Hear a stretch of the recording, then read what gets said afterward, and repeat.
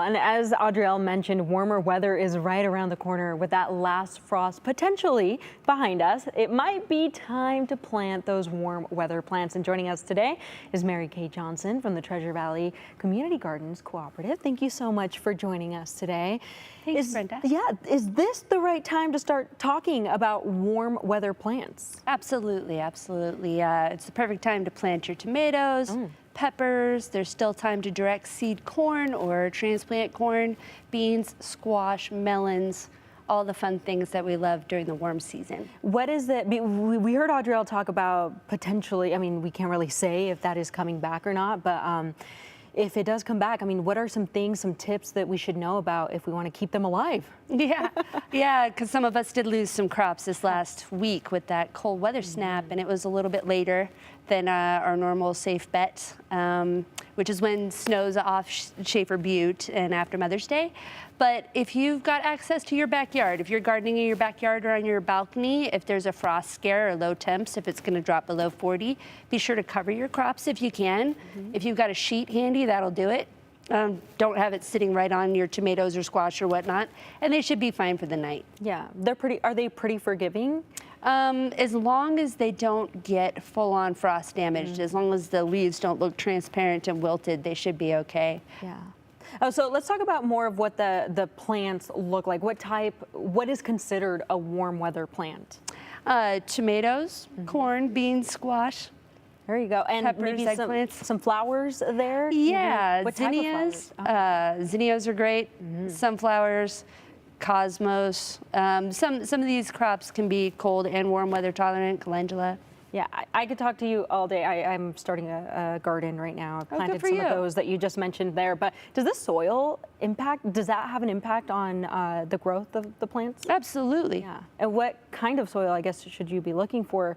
And I mean, for someone who is a beginner, that kind of sounds a little wild to have to think about the soil that you use. So do you have any recommendations there?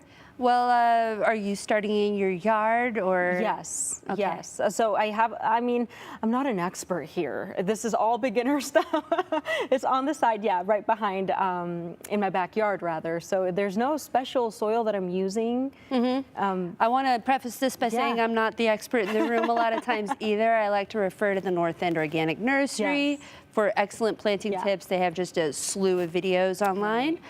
University of Idaho for research-backed, studies. But if you are directly planting in your backyard, you probably want to aerate the soil a little, unless you've got like high sand content. So make sure that you get some good organic content in your soil. Neon, North End Organic Nursery, has a ready-to-plant soil compost mixture that you can get. And I would just add that to be safe. Yeah. If you're growing in a small area, G&B Organic, the red bag will work, and that works well for containers. Yeah, I want to talk a little bit more about the organization that you're coming here with. Tell us a little bit more about your guys' mission. Oh, thanks.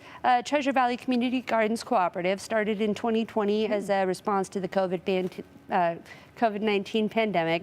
Our network grew to over 40 gardens in the first 2 years. That's community gardens around the Treasure Valley, I'm sorry. Our mission's been twofold: to increase food access and cultivate community connections.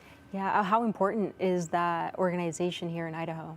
Well, I feel it's very important to be able to have a place for community members to gather, to learn from each other while they're gardening, to have these shared common green spaces. So a number of our community gardens will actually attract gardeners that have started with container gardens on their balcony or on their patio, and then the next season they're like, I want more space. I want to learn more about gardening. So they find their nearest community garden, which you can at tvcgcoop.org, and there they can learn more. And anybody can actually find their nearest garden, probably find an opportunity to volunteer, connect with people and learn. And this year, I think it's really important, and it benefits a lot of us to be able to just show up every week, see each other every week, and find affinity with one another. Absolutely, and get some of those tips that I definitely need. I want to talk about that sale that you guys have going on. Oh yeah, so if anybody lost some peppers or tomatoes this last week, please be sure to stop by the Common Ground Coffee and Ustick.